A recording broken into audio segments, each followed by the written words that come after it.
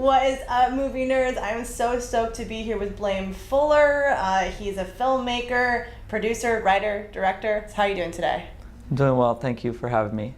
I'm so excited to be interviewing you today, honestly. I'm a huge fan of your work, seriously. Thank you. So let's talk about some things you have coming up. I know that you have like a music video / short coming up that is super highly anticipated. Yes, that was for my kid brother's band, Blaine Fuller. It's Tokyo Lucky Hole. We shot for 5 days in the deserts around Los Angeles and got into a lot of trouble. So tell us a little bit about this music video short film. Well, the idea came to me a couple years earlier when I was thinking about the acid western genre. And I thought that the envelope was not being pushed far enough aesthetically. How does that correlate with your previous work? In Poor Theater, my first feature film, I was pushing the envelope on what art could mean and how you interpret art. So really living in alternate universes where performance art is the pinnacle of stardom.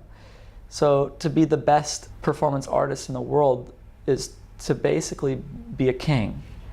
Do you go into that different state of consciousness for each film, or is it kind of like a different one of those dimensions for each film, or are you kind of like in the same universe as your previous works? Each one requires me to tap into something in my mind that's really difficult to access. But I don't believe that they are in the same universe. I think that they are different places. So far, my first short film was Sugar Plums in a Doggy World, and that was about... It's a great title. Thank you. It was about a gay boy who fell in love with his drug dealer, but his drug dealer also happened to be a serial killer. That was not really necessarily in another dimension. I think that was on Earth. I think that's pretty normal. That seems, compared to your other works, grounded in reality. Yeah. I don't really like things that are grounded in reality. I think that I live in reality and I hate it. So to me, it's more interesting to see and live through things that are what I guess you'd say are impossible. So let's talk about, number one, where can we watch your work? And number two, what other things are you working on in the next upcoming year or two that we can check out? Well, you can see Tokyo Lucky Hole's music video, Mr. McQueen, on September 15th. September 15th. Or if you're in Los Angeles, you can come to the world premiere. And afterwards, it will be playing at a couple film festivals. We'll be making those announcements shortly. Cool. And what am I working on currently? I've tapped into a new universe. I've been very lucky, and this one is about private detectives. So ideally I would like to be doing this next, but I imagine that I might be going to Shanghai before then to film something about rockabilly gangsters. So we'll just see what comes first. I know I've seen McQueen, and it's the most entertaining short I've seen in a really long time. And I'm going to be there September 15th for the world premiere. I want to talk about like your travels. Because you have, in the short, amazing time I've been able to speak with you, you have told me some insane stories. So I know that you spent a lot of time in Asia, a lot of time traveling. Do you think that those experiences in your life have greatly influenced like your filmmaking style?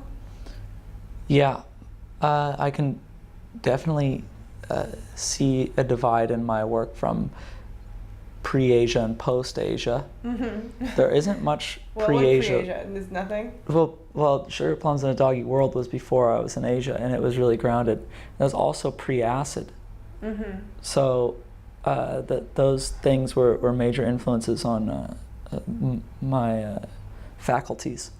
So I'd say that not only in popular culture of Asia influencing me, where sure I like anime, you know, but in their aesthetics of their architecture and the type of lighting that they use at night. It's not the same, the street lamps. And you hear that about France and Italy, that the lighting at night, the street lights, the moonlight. It's different in Asia too. It's scalding. It burns your eyes. But it's wonderful. It's like a dystopian, and I've always had disdain for humanity, so I think that it's a picture-perfect way to explain people to an outside species, Asia. So I think that's all I want to talk about. That's all you want to talk Yeah. about? Oh, okay. Okay, you're just gonna delete. Got it. Okay. Well, thank you so much, Blaine, for meeting with us today, and make sure to catch out all of Blaine Fuller stuff at Blaine Fuller Instagram, and remember to keep watching movies.